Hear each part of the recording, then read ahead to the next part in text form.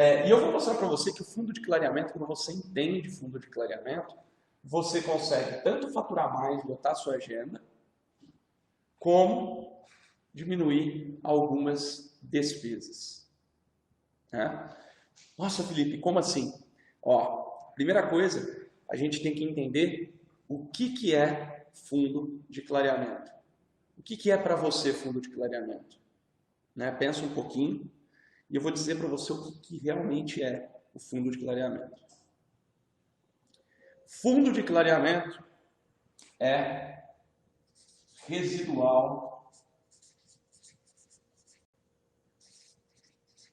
químico e físico da cor.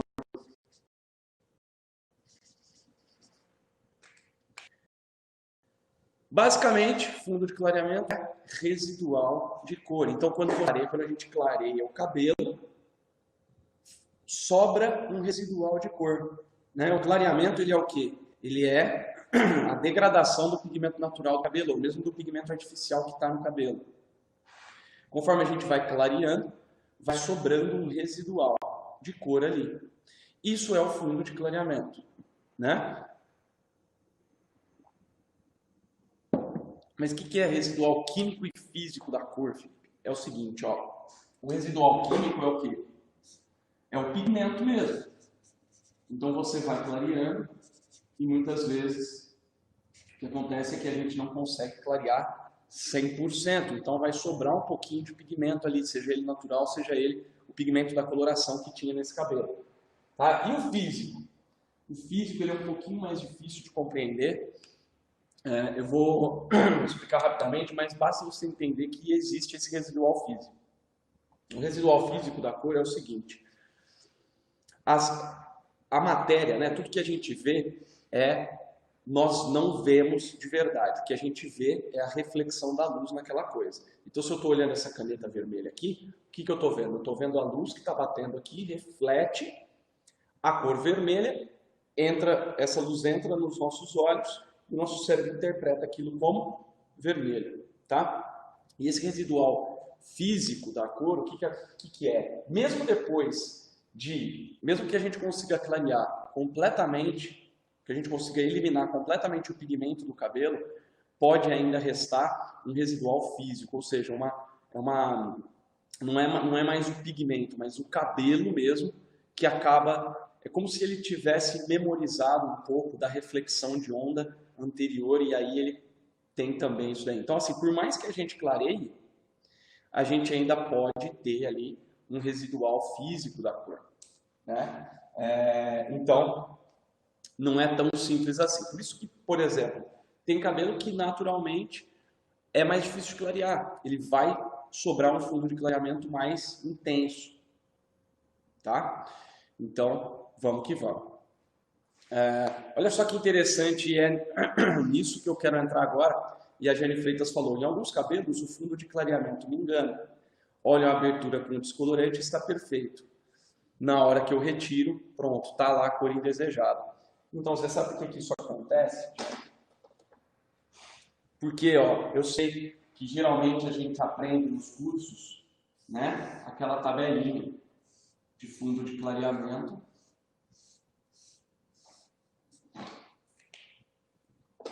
Em que você tem lá, por exemplo, né, 1, 2, 3, 4, 5, 6, 7. Então, vou pôr aqui. 3, 4, 5, 6, 7, 8, 9 e aqui 10. Né? O que a gente tem geralmente? A gente tem lá, né, a gente aprende lá, aqui é vermelho, né, vermelhado e tal. Então, por exemplo, aqui geralmente o que a gente tem? Como a gente aprende? Amarelo claro, amarelo alaranjado, laranja amarelado, laranja, e assim sucessivamente. Né? Por que o grande lance aqui, galera, é entender o quê? Que nem sempre é exatamente isso daqui. Nem sempre é exatamente como você estudou, como você aprendeu. Tá? Aliás, É engraçado porque eu nunca consigo lembrar como que é o fundo de clareamento que é ensinado. Por quê? Porque eu sei, e já trabalho com isso há bastante tempo, que o fundo de clareamento ele varia de acordo com cada cabelo, né? Algumas coisas podem influenciar no fundo de clareamento. Por exemplo, é sabido, tá? Existe até um estudo científico de uma cientista da Unicamp que provou ali que os raios infravermelhos têm o quê? Tem influência na cor do cabelo. Tendem a deixar a cor do cabelo mais quente. O calor tende a deixar a cor do cabelo mais quente. Tá?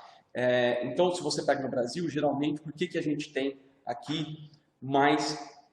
fundo de clareamento ele é mais intenso? Por que a gente tem cores mais quentes aqui no Brasil? Porque é quente, porque é um país tropical. E o calor tende a deixar a cor do cabelo mais quente.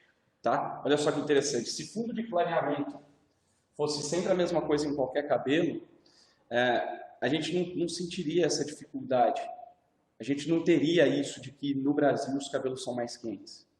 Não é verdade? Então o que acontece? Por exemplo, quando você pega um cabelo acinzentado, naturalmente acinzentado, e você vai clarear, mesmo que ele esteja aqui na altura de 5, ali, 6, quando você vai clarear um cabelo acinzentado, eu sei porque eu já fiz isso, você percebe, você vai ver que esse cabelo não vai passar pelo fundo de clareamento alaranjado, apesar de que deveria ter um fundo de clareamento alaranjado logo que começa a abrir esse cabelo.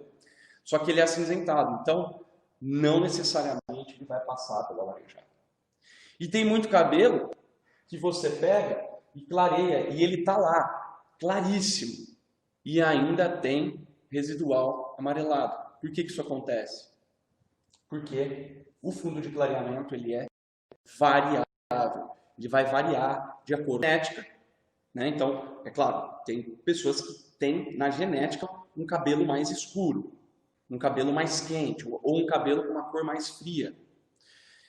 Então, a genética é a primeira coisa que pode influenciar no fundo de clareamento, e a segunda coisa é o clima de onde a gente vive. Então, a alta incidência de calor, a alta incidência solar pode vir a mudar o fundo de clareamento do cabelo. Né? Ele pode ficar mais intenso. Então, basicamente, eu sempre falo para os meus alunos nos meus cursos, para a gente trabalhar pelo menos com 3 escalas de fundo de clareamento.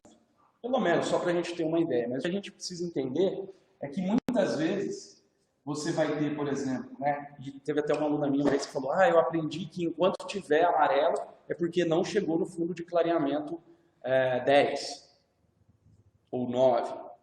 E a verdade é que muitas vezes a gente vai chegar no fundo de clareamento 9, 10 e ainda vai sobrar residual de cor ali mais quente, um amarelo mais intenso. Por quê? Porque por exemplo, se você pega um cabelo que está com coloração em cima de coloração e muito escura, e você abre esse cabelo, mesmo que você consegue abrir, consegue chegar lá no 9, 10, você vai ter um residual muito intenso de amarelo, muito quente. Tá? Então, assim, mesmo que você chegue super claro, você ainda vai ter esse residual de cor. Por quê? Porque ele está com muita saturação. Tá? Se você pegar, por exemplo,